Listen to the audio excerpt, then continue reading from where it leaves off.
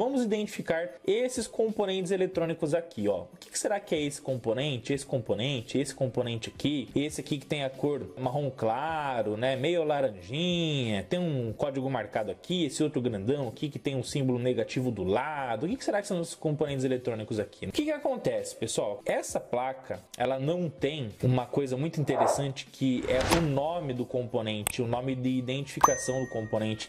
Veja aqui que, por exemplo, nos resistores não tem nenhuma letra que ajuda ele a identificar junto com o número. E é um padrão das placas eletrônicas, seja elas qual forem, ter sempre, por exemplo, uma letra junto com um número. A letra identifica a gente saber o tipo do componente. E o número, lá no esquema eletrônico, por exemplo, com quem que ele está interligado, qual é o seu código, qual é a função que ele está exercendo ali a partir da ligação com os outros componentes. Então, as letras junto aos números nas placas eletrônicas vão ajudar demais a você identificar os componentes eletrônicos. Então, por exemplo, aqui, ó, conforme você está vendo aqui, você vai enxergar aqui algumas letras, como por exemplo, letra R, R29, R30, R40.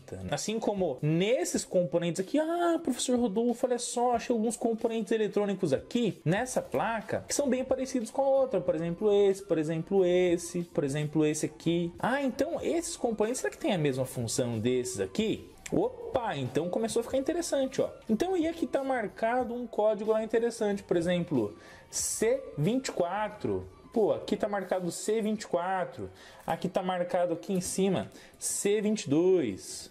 Mas o que é esse C? C está relacionado a capacitores, pessoal. São componentes que armazenam cargas elétricas, componentes que armazenam energia. Se esse aqui é um capacitor, pô, então quer dizer que esse cara aqui também tem a chance muito grande de ser um capacitor. Então, uma dica do professor Rodolfo é você usar o gatilho do aprendizado a partir da similaridade. Ou seja, você pode pegar uma placa eletrônica de sucata ou de algum outro equipamento que não está sendo usado, e se você tem uma que não tem nada marcado, tem um componente que você quer aprender o que ele é, e na outra tem marcado lá que ele é o C1, C2, C3, C4, C20. Então, por exemplo, olha essa outra placa aqui que a gente usa aqui no curso de eletrônica fácil com vocês.